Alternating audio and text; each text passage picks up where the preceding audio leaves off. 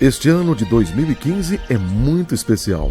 O Centro Espírita Jesus de Nazaré completa 100 anos de existência. O Centro Espírita Jesus de Nazaré foi fundado na comunidade de Poço Claro, no município de Itaiópolis, após a melhora do processo obsessivo de Susana Correia Pixius. A família desta procurou ajuda ao espírita Serafim Alves de Brito, que residia no município de Rio Negro, Paraná. Serafim muda-se para o Poço Claro e, junto com a família de Susana, parentes e vizinhos, na data de 13 de outubro de 1915, fundam o Centro Espírita Jesus de Nazaré, reunindo-se em sede provisória até 1917. O Centro Espírita Jesus de Nazaré foi filiado a 2 federações espíritas estaduais. Em 14 de janeiro de 1917, filiou-se à Federação Espírita Paranaense, isto porque em 1916 o município de Itaiópolis pertencia ao estado do Paraná.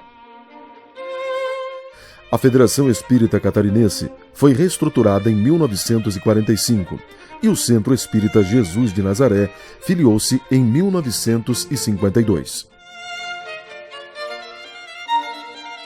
Da sua origem, a nossa ligação com as casas espíritas paranaenses era muito forte.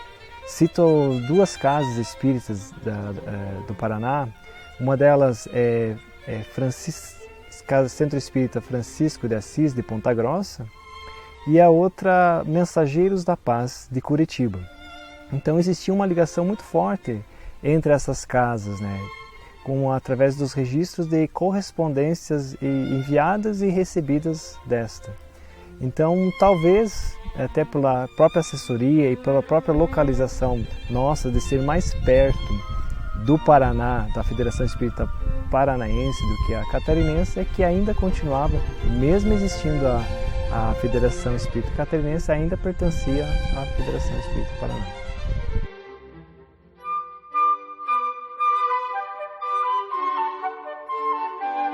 Um dos grandes orgulhos do Jesus de Nazaré é a escola, que foi criada pelos seus associados em reunião da Assembleia do dia 22 de julho de 1917 e inaugurada no dia 25 de outubro daquele ano. Estima-se que esta é uma das primeiras escolas do município. A escola era de ensino primário. No início da 1ª e 3ª séries, era de ensino integral, destinada a crianças de 7 a 11 anos.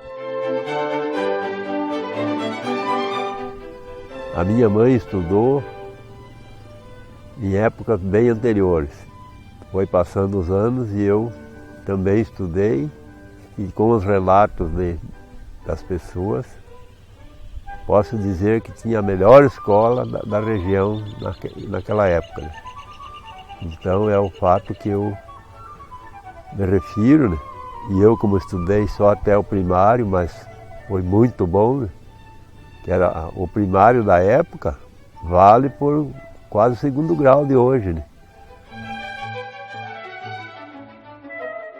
O poder público assumiu a escola por volta do ano de 1960, ainda funcionando na sede do centro, sendo mais tarde construída a sede da escola em terreno próprio em frente ao centro. Matias Pixius e Pedro Pérez de Lima tornam-se personagens importantes e marcantes, não só na história desta escola, mas também como grandes trabalhadores do Centro Espírita Jesus de Nazaré. Na hora do recreio, ele brincava com as crianças, mas na hora do estudo ele era enérgico. Tanto é que naquele tempo, nós, 2º ano, 3º, fazia conta que hoje a 8ª série não faz. Eu tenho o caderno lá, as contas que nós fazíamos, ele era enérgico. Você vê, faz 60 e poucos anos que eu saí da aula e até hoje ainda tem a ideia como é que nós fazíamos as contas.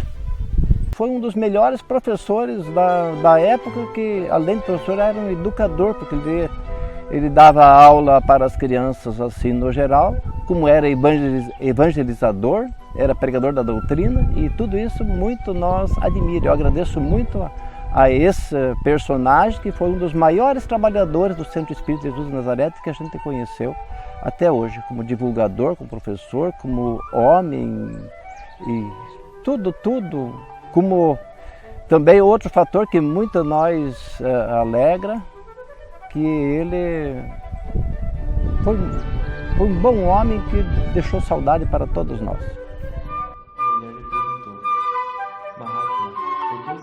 Já no início da fundação, pelo que tudo indica, começa a evangelização de crianças, porém com outro nome, Escola Evangélica, tendo como dirigentes as irmãs Cristina Correia Martins e Susana Correia Pixius. Mais tarde, esta escola passaria a ter o nome de Escola de Moral Evangélica.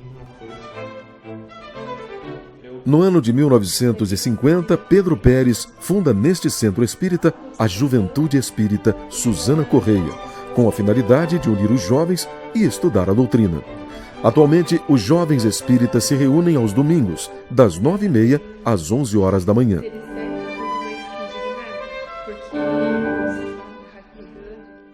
Me sinto feliz por ter reencarnado neste abençoado lugar, Poço Claro, município de Itaiópolis, em 1954.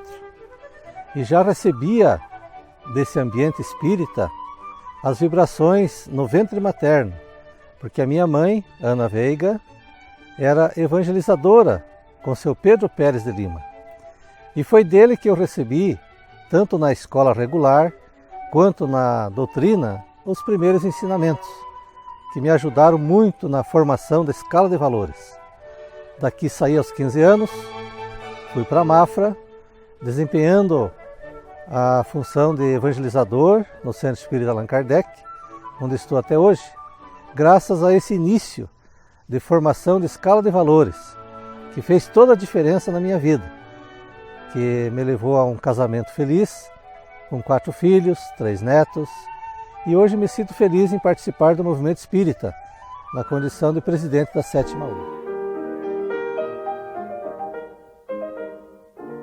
Junto com a fundação do centro em 1915, há registro da existência de uma farmácia homeopática, tendo possivelmente como primeira médium receitista Cristina Correia Martins. Os medicamentos homeopáticos eram adquiridos e mantidos pelo Centro Espírita e distribuídos gratuitamente, auxiliando inúmeras pessoas na melhora das suas enfermidades, principalmente numa época em que os recursos da medicina terrena eram escassos. Até 1999, eu trabalhei diariamente como médium receitista e medicando a homeopatia dentro da farmácia homeopata do Centro Espírita Jesus de Nazaré. Por que parei em 1999? Porque nesta época já Poço Claro, como havia crescido muito a comunidade, e recebeu um posto de saúde para atender os doentes. Então, nesta época, o centro decidiu que a homeopatia também não seria mais usada e foi assim cancelado essa área de receituário mediúnico e homeopatia. Tenho também as lembranças dos pedidos que fazia para o laboratório Almeida Cardoso, lá do Rio de Janeiro. E esse laboratório forneceu as homeopatias durante todos esses anos aqui para a nossa casa espírita. Hoje este centro continua prestando um grande serviço à comunidade de Poço Claro, pois através da doutrina espírita leva aos seus moradores uma mensagem que prioriza a estrutura familiar, que considera o grande pilar da formação moral do indivíduo.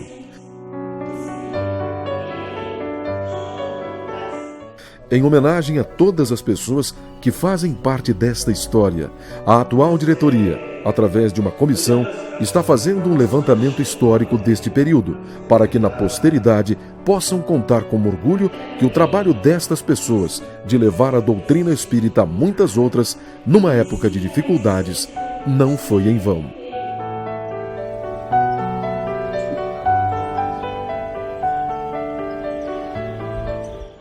na busca desse histórico, a gente vai encontrando as diversas dificuldades superadas pelos seus fundadores em implantar essa semente.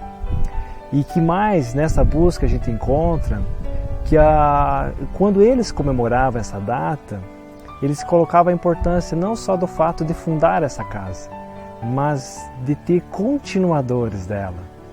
Que não basta apenas semear, é preciso cultivar. E nessa busca desse histórico, contar um pouco dessa história, faz nos mexer dentro de nós uma alegria e uma certeza, né?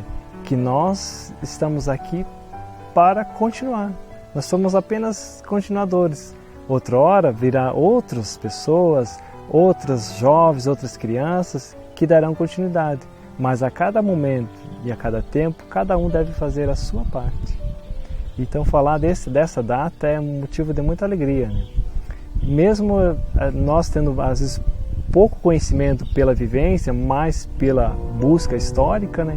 É uma alegria estar nesse momento.